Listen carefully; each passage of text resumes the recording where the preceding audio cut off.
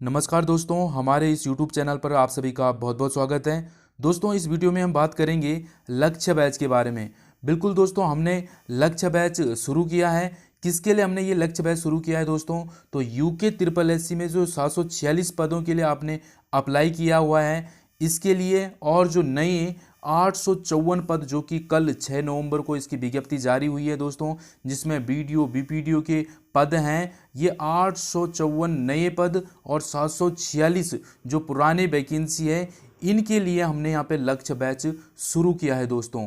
और इस लक्ष्य बैच का ये डेमो क्लास पहला है।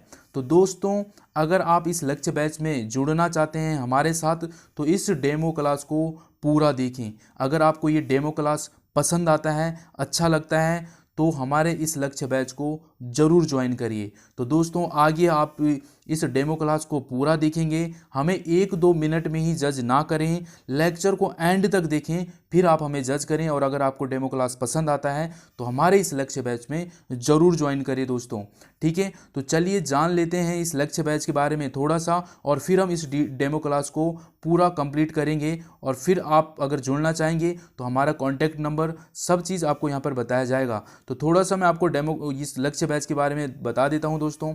ये हमारा लक्ष्य बैच है जो कि 746 पदों के लिए है, और जो नए हमारे 854 पद आए हैं, इनके लिए हम इस ऑनलाइन कोर्स को शुरू कर रहे हैं। फाउंडेशन कोर्स है दोस्तों पूरा। इसमें हम लाइव क्लासेस रहेगी, पूरी रिकॉर्डेड क्लास भी आपको मिलेगी, पीडीएफ और कंप्लीट नोट्स आपको यहाँ पर मिलेंगे, टेस्ट सीरीज पूरी गाइडेंस हमारी रहेगी जब तक आपका ये एग्ज़ाम नहीं होता है। पूरी मेंटोरशिप आपको यहाँ पे मिलने वाली है, रेगुलर टेस्ट और क्विजेस आपके साथ होगा यहाँ पे।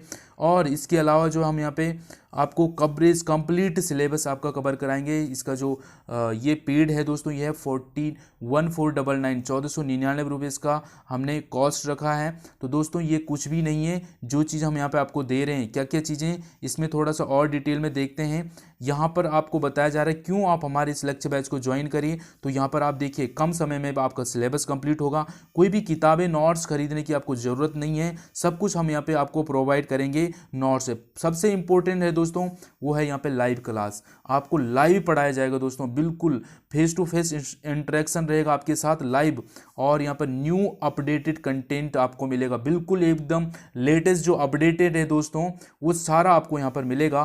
कंप्लीट फ्री नोट्स और पीडीएफ आपको मिलने वाली है। पूरा प्रीवियस ईयर पेपर पे हम पूरा ध्यान फोकस करके आपको यहाँ पर सॉल्व कराएंगे। इसके अलावा प्रैक्टिस क्विज होंगे, साप्ताहिक जो है प्रैक्टिस क्विज होंगे, जिसमें टेस्ट में फर्स्ट रैंक आने वाले को हम यहाँ पे प्राइज़ अवार्ड गिफ्ट देंगे, ताकि जो है वो मोटिवेट रहे और उनमें कॉन्फिडेंस आए अच्छे अच्छे टेस्ट में अच्छे मार्क्स लाने का। इस तरीके से जो हम जो है स्टूडेंट को फोकस करेंगे, एम्फेसाइज करेंगे और आगे बढ़ाने के लिए मोटिवेट करते रहेंगे। बिल्कुल दोस्तों, पूरे सप्ताह में जो है हम क्या पढ़ा उस पर जो है सप्ताह के आखिरी दिन में जो हम यहाँ पे क्विज करेंगे और टेस्ट लिया जाएगा। इसके अलावा जो दोस्तों 1499 में जो हम आपको यहाँ पे उत्तराखंड सामान्य ज्ञान, सामान्य हिंदी, रीजनिंग, भारत का भूगोल, इतिहास, polity, economics, current affair, complete जो क्लास आपको यहाँ पर मिलने वाली है, जो भी यूके ट्रिपल एससी के सिलेबस में है दोस्तों, वो सब आपको यहाँ पर हम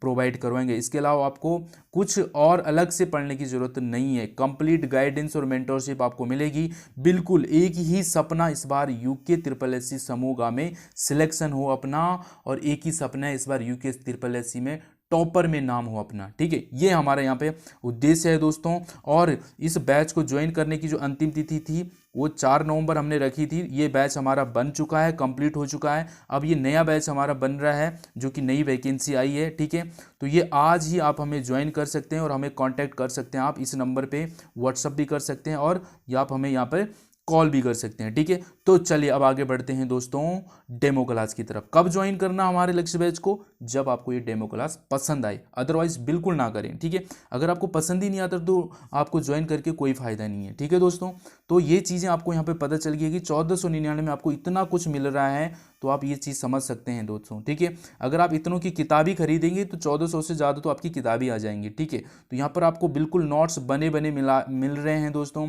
जो कि बहुत सारी किताबों के रिसर्च करके जो हमने ये नोट्स बनाए हुए हैं। ठीक है, तो इस डेमो क्लास को आप देखिएगा, आपको ज़्यादा जानकारी मिल जाएगी। अब हम देखते हैं हिंदी का एक टॉपिक मैं आपके सामने लेके आया हूँ इस डेमो क्लास में, हिंदी की उपभाषा और बोलियाँ। ठीक है, हिंदी की उपभाषा और बोलियाँ, ये रहा आपका हिंदी का सिलेबस। ये आपके सामने हिंदी का सिलेबस है दोस्तों, यूके ट्रिपल एससी का। और मैंने क्या टॉपिक बताया आपको, मैंने बताया हिंदी की उपभाषा व बोलियाँ। और आप यहाँ पे देखेंगे हिंदी की बोलियाँ आपको दिख रही है, और यहाँ पे भाषा दिख रहा है आपको हिंदी की भाषा और बोलियों का मैंने यहाँ पर एक टॉपिक आपके सामने लाया है जो कि आपके सिलेबस में है। बिल्कुल सिलेबस हमारे सामने हर समय रहेगा, इसके हर एक शब्द को हम डिटेल से एनालिसिस करके हम आपके सामने लेक्चर लेके आएंगे दोस्तों। ठीक है, चलिए अब शुरू करते हैं हम इस टॉपिक को।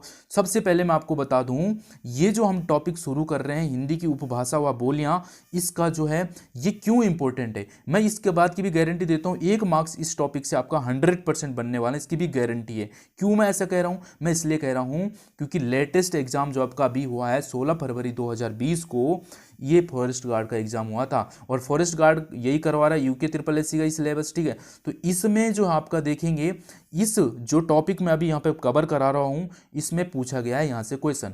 मतलब ये जो टॉपिक मैं करा रहा हूँ फॉरेस्ट गार्ड के 16 फरवरी 2020 के पहले शिफ्ट में ये क्वेश्चन पूछा गया है। और इसके अलावा जो है ये फॉरेस्ट गार्ड की जो सेकंड शिफ्ट में ये क्वेश्चन पूछा गया है इसी टॉपिक से, जो टॉपिक मैं आपको करवाने वाला हूँ बोली वाला। इसके अलावा कनिष्ठ सहायक के पेपर में भी यहाँ से इसी टॉपिक से क्वेश्चन पूछा गया है। ये लेटेस्ट में हुए एग्जाम है दोस्तों, और इन सभी में इस टॉपिक से जो है आपके पास क्वेश्चन पूछे गए हैं, और ये आपके सिलेबस में भी है। तो इसलिए मैं इस यहाँ से गारंटी दे सकता हूँ कि आपके पास यहाँ से जो है 1 मार्क्स का क्वेश्चन जरूर आएगा। अब क्वेश्चन क्या है देखिएगा, खड़ी बोली निम्नलिखित में से किस उपभाषा के अंतर्गत आती है। तो आप यहाँ पे देख सकते हैं, अगर आपको नहीं पता है तो आने वाला जो ये लेक्चर खत्म होने के बाद इस बात की गारंटी है कि आप इसका आंसर सीधे सीधे दे दोगे, एक ही बार पढ़ के आपको आंसर इसका मिल जाएगा। तो चलिए एंड तक जरूर इस लेक्चर को देखिएगा, और फिर हमें जज करके आप बताइए कि लेक्चर बैच को आपको ज्वाइन करना है या नहीं। ठीक है, चलिए ये क्वेश्चन हो गया। इसके अलावा ये क्वेश्चन आपके सामने है, बघेली किस उपभाषा की बोली है। जो बघेली है किस भाषा की वो जो है ये बोली है, वो आपको यहाँ पे बताया गया है। इसके अलावा आपको बताना है कि मगही जो है किस उपभाषा की बोली है। 4 ऑप्शन आपके सामने हैं। ठीक है, तो लेक्चर एंड होने के बाद जो है लास्ट में मैं आपको यहीं पर लेके आऊंगा और आप खुद इसका आंसर बताओगे। ठीक है, तो चलिए शुरू करते हैं यहाँ से। सबसे पहले हम जानेंगे बोली क्या होती है। बोली होती क्या है, तो बोली जो है दोस्तों वो छोटे क्षेत्रों में बोली जाती है, जो प्रायः छोटे क्षेत्रों में बोली जाती है, एक विशेष क्षेत्र में बोली जाती है, उसको बोली कहते हैं। जैसे हम उत्तराखंड के हैं, उत्तराखंड में आप गढ़वाल क्षेत्र में जाएंगे, जैसे पौड़ी जाएंगे तो वहाँ पर क्या है उनकी अलग गढ़वाली बोली जा रही है। पौड़ी उधर साइड जाएंगे, अगर हम पिथौरागढ़ साइड चलेंगे, कुमाऊँ में चलेंगे, नैनीताल में, वहाँ पर कुमाऊनी बोली जा रही है। तो ये छोटे छोटे क्षेत्रों की अलग अलग होती है, उन्हीं को हम बोली बोलते हैं। क्लियर हो गया। स्थानीय शब्दों की इसमें बहुलता होती है, मतलब जो अपने अपने जगह के लोग हैं वो अपने अपने शब्द उसमें ज़्यादा जो ऐड करते हैं। ठीक है, जैसे गढ़वाली वाले तो गढ़वाली शब्द उसमें ऐड करते हैं, अपने टोन यूज करते हैं। तो इसमें कहने का मतलब है बोली वो होती है जो विशेष और छोटे क्षेत्र में बोली जाती है। ठीक है, और स्थानीय शब्दों की इसमें बहुलता होती है, स्थानीय लोग अपनी शब्द को इसमें ज़्यादा यूज करते हैं, और इसकी कोई भी अपनी लिपि और व्याकरण नहीं होता है। ठीक है, इसका क्या होता है, इसका अपना कोई व्याकरण नहीं है दोस्तों, कोई लिपि नहीं। पुआ बागरे सुना होगा आपने, ये गाना सुना है। ठीक है, तो इसमें क्या है, ये बागर है, ये ऐसा गढ़वाली गाने हैं, इसमें क्या व्याकरण लगा हुआ है क्या, नहीं। तो जब इनमें क्या है, ये क्या हमारी ये बोली है, समझ गए। तो बोली क्या है, क्या समझा हमने बोली को, ये देखिए अब जब हम ये करेंगे तभी आप हमें आगे से ये सारी चीज़ें क्लैरिटी मिलेगी दोस्तों। ठीक है, तो क्या समझा हमने, बोली कहाँ बोली जाती है, जो विशेष क्षेत्र में और छोटे क्षेत्र में बोली जाती है, इसमें स्थानीय शब्दों की बहुलता होती है और इसका कोई व्याकरण नहीं होता, ये बोली होती है। उस उपभाषा, बोली से के बाद आता है दोस्तों उपभाषा। उपभाषा क्या होती है, उपभाषा होती है जो बोली से थोड़ा बड़े क्षेत्र में बोला जाता है। जैसे मैं बोलूं उपभाषा उत्तराखंड, उत्तराखंड में एक उपभाषा है पूरी, उत्तराखंड के अंदर जो है 2 बोलियां बोली जाती है, एक हो गई गढ़वाली, एक हो गई कुमाऊनी। तो मतलब बोली से थोड़ा बड़ा क्षेत्र आ गया, बड़ा थोड़ा एरिया बढ़ गया, उसको हम उपभाषा बोलते हैं, समझ गए। जैसे कि मैं आपको यहाँ पर एक डेमो एग्जाम्पल देने की कोशिश करूँ तो ये हो गया हमारा ब्लॉक, और ब्लॉक किस में होता है दोस्तों, डिस्ट्रिक्ट में होता है। जिले के अंदर बहुत सारे ब्लॉक होते हैं, वैसे ही आप लगा लो जो उपभाषा है, उपभाषा के अंदर बहुत सारी बोलियां होती है, समझ गए। चलिए इसमें साहित्य की रचना भी होने लगती है, मतलब जो साहित्यकार हैं वो उपभाषाओं का प्रयोग करने लगते हैं और एक उपभाषा के अंतर्गत मिलती जुलती बहुत सारी बोलियां हो सकती है, जैसे कि मैंने अभी आपको समझाया। अभी भी अगर आपको समझ नहीं आ रहा तो आगे चले, आगे आपको सब चीज़ क्लैरिटी मिलेगी, बस आपको एंड तक देखना है, ठीक है। ये मेरी रिक्वेस्ट है, ये हमारा डेमो क्लास है दोस्तों, यही रिक्वेस्ट करूंगा कि इस लेक्चर को एंड तक आप देखें, ठीक है। भाषा विशाल क्षेत्र में बोली, लिखी और पढ़ी जाने वाली विकसित बोली है। ये भाषा क्या होती है? भाषा वो है दोस्तों जो हम लिख सकते हैं, पढ़ सकते हैं, बोल सकते हैं, वो भाषा होती है। जो भी आपके सामने किताबें हैं दोस्तों, ये सारी भाषा है, ठीक है। और ये बोली का मानकीकरण होता है और मानक शब्दावली होती है। ये सॉरी, यहाँ पे बोली नहीं है दोस्तों, ये यहाँ पे भाषा है। भाषा के क्या हो सकता है? मानकीकरण हो सकती है, इसकी एक शब्दावली, यानी कि इसका एक डिक्शनरी होता है, ठीक है। ये अलग इसकी डिक्शनरी बनी है भाषा की, पर हमारे पास बोलियों की कोई डिक्शनरी नहीं है। अपना सुव्यवस्थित मानक लिपि व्याकरण, इसका व्याकरण होता है, बिल्कुल व्याकरण होता है। विधि द्वारा मान्यता प्राप्त है भाषाओं को, विधि के द्वारा क्या हमारे मान्यता प्राप्त भाषाएं हमारे पास, ठीक है। इसके अलावा आपको पता होगा कि अनुसूची 8वीं में भाषाओं के बारे में बताई गई है, 22 भाषाओं के बारे में, ठीक है। कार्यालय में अधिकारियों के रूप में प्रयोग होती है, आधिकारिक रूप से, मतलब कार्यालयों में जो ऑफिस वगैरह हैं, विभागों में, इसका हम भाषा का प्रयोग करते हैं, ठीक है। तो ये 3 चीज़ हमें थोड़ी बहुत इनके बारे में जानकारी होनी चाहिए थी।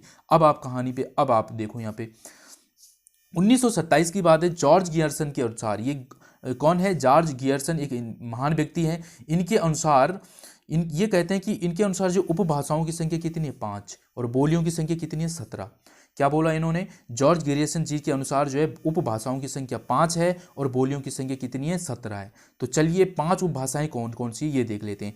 5 उपभाषाएं पूर्वी हिंदी, पश्चिमी हिंदी, राजस्थानी हिंदी और बिहारी हिंदी और पहाड़ी हिंदी। ये 5 उपभाषाएं इनके द्वारा बताई गई हैं। अब इन 5 उपभाषाओं के अंदर कितनी बोलियां हैं? 17 बोलियां हैं। अब जानते हैं किस उपभाषा के अंदर कौन सी बोलियां हैं, और यही आपके क्वेश्चन, आपके एग्जाम में क्वेश्चन पूछा जाता है। देखिएगा, पहले आती है दोस्तों पश्चिमी हिंदी। पश्चिमी हिंदी के अंदर आती हैं 5 बोलियां। कितनी बोलियां आती है पश्चिमी हिंदी के अंदर? 5 बोलियां आती है। खड़ी बोली, बुंदेली, ब्रजभाषा, हरियाणवी, कन्नौजी। समझ रहे हो? क्या समझा हमने? 5 उपभाषाएं होती है। 5 उपभाषाओं में पहली उपभाषा कौन सी है? पश्चिमी हिंदी। और पश्चिमी हिंदी के अंदर कितनी बोलियां आती है? 5 बोलियां आती है। ये 5 आपके सामने हैं। अब हम थोड़ा सा एक और चीज जान लेते हैं, पहले यही जानते हैं, ठीक है। ये डन हो गया। दूसरी उपभाषा कौन सी है? दूसरी उपभाषा है दोस्तों राजस्थानी हिंदी। राजस्थानी हिंदी के अंदर 4 बोलियां आती है, मेवाती, मालवी, मारवाड़ी और जयपुरी। ठीक हो गया। तीसरी जो उपभाषा आती है वो है पूर्वी हिंदी। पूर्वी हिंदी के अंदर 3 बोलियां आती है, अवधी, बहोली, छत्तीसगढ़ी। ठीक हो गया। चौथी जो हमारी उपभाषा आती है वो है बिहारी हिंदी, और बिहारी हिंदी के अंदर जो है कितनी? 3 बोलियां आती है, मगही, मैथिली और भोजपुरी। लास्ट में मैं क्वेश्चन भी लगाने वाला हूं, ठीक है। फिर देखिएगा आप कैसे आंसर दे पाते हैं। तो बिहारी हिंदी के अंदर 3 बोलियां आती है, और जो लास्ट हमारी है पहाड़ी हिंदी, और पहाड़ी हिंदी के अंदर 2 बोलियां आती है, गढ़वाली और कुमाऊनी।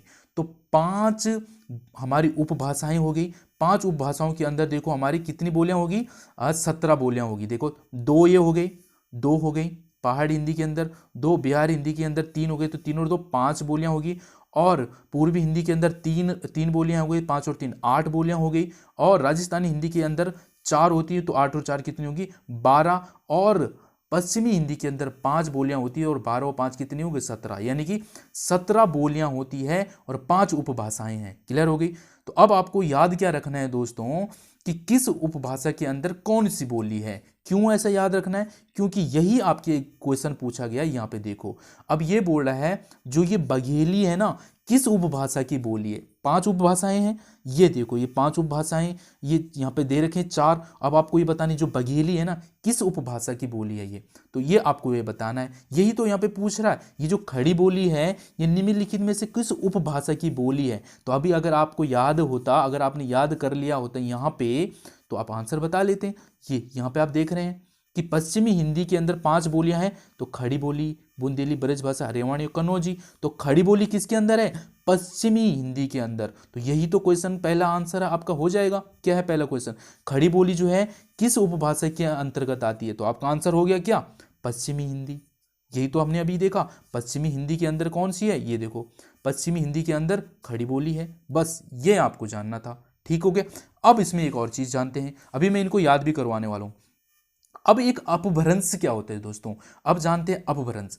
अपभ्रंश मतलब जो है जहां से जो है ये उपभाषा विकसित हुई है, ये उपभाषा है ना, पश्चिमी उपभाषा है, पूर्वी उपभाषा है, ये कहाँ से विकसित हुई है, तो एक अपभ्रंश से विकसित हुई है। ये अपभ्रंश भी हमें याद होना चाहिए। तो ये जो सौरसेनी अपभ्रंश है ना, इससे जो है पश्चिमी हिंदी और राजस्थानी हिंदी जो है विकसित हुई है। क्या याद रखना आपने, ये आपको अपने नोट्स में खुद से लिखना है। जो पश्चिमी हिंदी और राजस्थानी हिंदी आपकी सौरसेनी अपभ्रंश से विकसित हुई है, दो हो गए। और जो आपकी राजस्थानी हिंदी है, ये भी बता दिया मैंने, सौरसेनी अपभ्रंश है। और ये पश्चिमी हिंदी भी सौरसेनी अपभ्रंश से है। और जो ये पूर्वी हिंदी है, ये अर्धमागधी अपभ्रंश है, ये याद रखना है। जो पूर्वी हिंदी है ये किस अपभ्रंश से विकसित है, तो आपका आंसर हो जाएगा अर्धमागधी से। समझ गए, ऐसा क्वेश्चन बनता है। और इसके अलावा जो है बिहारी हिंदी है, ये किस अपभ्रंश से विकसित है, तो आपका आंसर होगा मागधी से। बिहारी मागधी अपभ्रंश से है। और खस अपभ्रंश से कौन सी उपभाषा विकसित हुई है, तो आपका आंसर होना चाहिए पहाड़ी हिंदी। तो ये खस आपको याद रखना है, समझ गए आप। तो ये आपको याद हो गए होंगे, पहाड़ी हिंदी के अंदर गढ़वाली कुमाऊनी, ये तो आपको याद हो गया। अब आपको ये याद रखने हैं मगधी। बिहारी हिंदी के अंदर कौन कौन सी बोलियां थी, मगही, मैथिली और भोजपुरी, MMB ऐसे याद रख लो। M मगही, M मैथिली और B फॉर भोजपुरी, ये बिहारी हिंदी के अंदर आता है। बिहारी हिंदी किस अपभ्रंश से लिया गया है, मगधी, ठीक है, मगधी। अच्छा, पूर्वी हिंदी में कितनी बोलियां हैं सर, 3 बोलियां हैं, अवधी, बहुली, छत्तीसगढ़ी, ABC। अवधी, बहुली और छत्तीसगढ़ी याद रख लो। किस अपभ्रंश से लिया गया है हिंदी, ये पूर्वी हिंदी उपभाषा को अर्धमागधी अपभ्रंश से, ये आपका आंसर होना चाहिए। राजस्थानी हिंदी के अंदर कितनी बोलियां आती है सर, 4 बोलियां आती है, मेवाती, मालवी और मारवाड़ी और जयपुरी, ठीक है। तो ये आपको याद होने चाहिए। MMM और क्या हो जाएगा J, MMJ, मेवाती, मालवी, मारवाड़ी और जयपुरी, ये आपके राजस्थानी उपभाषा के अंदर आती है, ठीक है। अब बात करते हैं पश्चिमी हिंदी के अंदर 5 उपबोलियां आती है, खड़ी बोली, बुंदेली, ब्रजभाषा, हरियाणी और कन्नौजी। हरियाणवी को हम बांगड़ू भी बोलते हैं दोस्तों, बांगड़ू भी किसी पेपर में देखने को मिला है, बांगड़ू लिख देते हैं वो, तो आपको पता होना चाहिए बांगड़ू को हरियाणवी कहते हैं, ठीक है। हरियाणी बोली को बांगड़ू भी कहते हैं, ये आपको पता होना चाहिए, ठीक है। तो यहाँ आपको क्लियर हो गई है, सौरसेनी अपभ्रंश से लिया गया पश्चिमी हिंदी, और राजस्थानी हिंदी भी सौरसेनी अपभ्रंश से। अब आपको यहाँ पे क्लियर हो गया होगा, ऐसी मैं आशा करता हूँ। अब देखिए क्वेश्चन कैसे आते हैं, ये देखो पहला क्वेश्चन आपके सामने है, किसी सीमित क्षेत्र में बोली जाने वाली स्थानीय भाषा को क्या कहते हैं, तो क्या होगा आपका आंसर, सीमित क्षेत्र। बताया ना स्टार्टिंग में, सीमित क्षेत्र मतलब एक लिमिटेड एरिया, तो क्या बोली जाती है, बोली, छोटे क्षेत्र में बोली बोली जाती है। तो आपका आंसर हो जाएगा ऑप्शन नंबर बी, करेक्ट, ठीक है। मूव ऑन टू नेक्स्ट देखिएगा, पूर्वी हिंदी का विकास किस, ये यहाँ पे अपभ्रंश है, ठीक है, ये अपभ्रंश लिख रहा था मैं यहाँ पे, किस अपभ्रंश से हुआ है, जो पूर्वी हिंदी का विकास किस अपभ्रंश से हुआ है, तो पूर्वी पूछा है यहाँ पे। तो आपका आंसर देखो यहाँ पे पूर्वी हिंदी का, अब ये देखो पूर्वी हिंदी अर्धमागधी आपका आंसर हो जाएगा। किस अपभ्रंश से पूर्वी हिंदी का क्या हुआ, विकास हुआ है, तो आपका आंसर हो गया था क्या, अर्धमागधी। समझ गए, ऐसे क्वेश्चन बनेगा भाई। यहाँ देखो, कन्नौजी हिंदी किस उपभाषा की बोली है, तो आपका आंसर क्या हो जाएगा सर, पहला वाला जो था पश्चिमी हिंदी। देखो कन्नौजी जो है किस उपभाषा की बोली है, तो देख लेते हैं। कन्नौजी जो है आपको यहाँ पे पश्चिमी हिंदी के अंदर देखने को मिलेगी, ये देखो कन्नौजी मिल गया। तो ये आपको पता होना चाहिए, आपको याद होने चाहिए, आपका आंसर सीधा सीधा देखने को मिलेगा। देखो पूर्वी हिंदी की बोली नहीं है, जो पूर्वी हिंदी है ना इसकी बोली नहीं है। तो आपको पता है पूर्वी हिंदी की मैंने आपको ट्रिक बताई थी क्या, A, B और C बताई थी। तो छत्तीसगढ़ी थी और उसमें A से अवधी थी और B से भोजपुरी थी या बघेली थी, ये आपको थोड़ा याद होना चाहिए, ठीक है। तो इसमें बघेली था दोस्तों, भोजपुरी तो बिहारी की थी, ठीक है। तो ये आपका गलत हो गया यहाँ पे, तो नहीं है, तो आपका आंसर हो जाएगा ऑप्शन नंबर बी। समझ गए आप, इस तरीके से आपको क्वेश्चन देखने को मिलेगा। और ठीक है, आप देख सकते हैं जो मैंने आपको बताया फॉरेस्ट गार्ड का, कनिष्ठ सहायक का, वहाँ पे ये यहाँ से क्वेश्चन बनते हैं दोस्तों, बहुत सारे एग्जाम में आपको देखने को मिलेंगे। अब जो स्टार्टिंग में जो मैंने आपको क्वेश्चन बताए थे इनको देखो, मगही जो है किस उपभाषा की बोली है, मगही, तो आपको मैंने बताया था मगही, आप यहाँ पे देख सकते हैं जूम हो गया है, ठीक है। मगही की बात कर रहा हूँ मैं, ये देखो मगही जो है दोस्तों ये बिहारी हिंदी की उपभाषा है, ठीक है। तो आपका आंसर क्या हो जाएगा यहाँ पे, बिहारी हिंदी, ये देखो। तो आपका बिहारी यहाँ पे राइट आंसर हो जाएगा, समझ गए। कनिष्ठ सहायक के पेपर में पूछा गया है दोस्तों ये, ठीक है। ये देखो बघेली, बघेली किस उपभाषा का, अब आपको यह आंसर सीधा आपको समझ आ गए होंगे। तो इस वीडियो में हमारा ये छोटा सा डेमो आपके सामने मैं लेके आया हूँ दोस्तों। इसी तरीके से हम जो है सिंपल सिंपल शब्दों में जो है आपको यहाँ पर जो है पूरा सिलेबस हम यहाँ पे आपको कंप्लीट करवाएंगे। सिर्फ हिंदी ही नहीं, उत्तराखंड जीके कंप्लीट, इसके अलावा जीएस में जो है आपका history, polity, geography, economics, current affair और रीजनिंग भी आपके 7-8 क्वेश्चन आते हैं दोस्तों, वो भी हम यहाँ पे आपको कंप्लीट करवाएंगे। तो अब मुझे बताएं, अगर आपको पसंद आया है हमारा ये डेमो क्लास, अगर आपको ये हमारा डेमो क्लास पसंद आया है तो हमारे इस लेक्चर बैच को जरूर ज्वाइन करिए दोस्तों। फीस चार्ज आपको ये कुछ भी नहीं है दोस्तों, जितना कुछ हम यहाँ पे आपको प्रोवाइड करवा रहे हैं, ये फीस मेरे रखने का मकसद सिर्फ इतना ही था ताकि जो है डेडिकेशन जिनके अंदर है वही बच्चे आ जाएं हमारे इस लेक्चर बैच में, ठीक है दोस्तों। तो अगर आपको डेमो क्लास पसंद आया है तो हमारा यहाँ पर व्हाट्सअप नंबर आपको देख रहे हैं, कॉल कर सकते हैं हमारे इस नंबर पे 7017890082 पे आप कॉल कर सकते हैं, व्हाट्सअप कर सकते हैं हमारे साथ इस लक्ष्य बैच में जुड़ने के लिए। वीडियो अच्छा लगा लाइक करें, कमेंट करें, शेयर करें अपने दोस्तों के साथ। Thanks for watching and thank you.